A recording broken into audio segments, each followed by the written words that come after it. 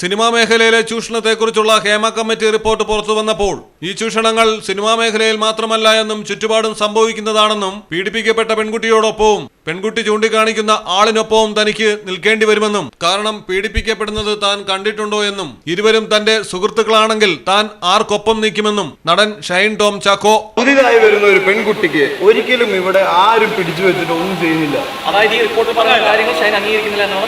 ഈ റിപ്പോർട്ടിൽ പറയുന്ന കാര്യങ്ങൾ ഞാൻ അംഗീകരിക്കുന്നുണ്ട്. അത് പക്ഷേ ഇവിടെ മാത്രം സംഭവിക്കുന്ന കാര്യമില്ല, നമ്മുടെ ചുറ്റും നടക്കുന്ന കാര്യങ്ങളായിട്ട്.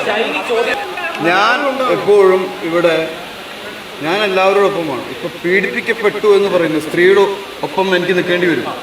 പീഡിപ്പിച്ചു എന്ന് ഒരു സ്ത്രീ ഒരു വ്യക്തിയെ ചൂണ്ടി പറയുന്നുണ്ടെങ്കിൽ അവന്റെ കൂടെയും നിൽക്കേണ്ടി വരും. കാരണം ഞാനത് കണ്ടിട്ടുണ്ടോ ഉണ്ടോ? അപ്പൊ ആ വ്യക്തി എന്റെ സുഹൃത്തോ എന്റെ സഹപ്രവർത്തകനാണെങ്കിൽ ഞാൻ ആരുടെ കൂടെ? സഹപ്രവർത്തകനും എന്റെ തന്നെയാണെന്ന് വിചാരിക്കട്ടെ. അപ്പൊ ഞാൻ രണ്ടുപേരുടെ കൂടെയും നിൽക്കണം, വേണ്ടേ? News desk Malayalam television.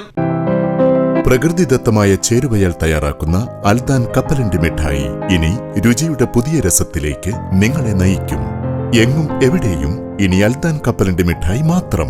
നാവിലൂറും രസം, മനസ്സു നിറയും സ്വാദ്. ഇനി ഇതൊന്നു മാത്രം.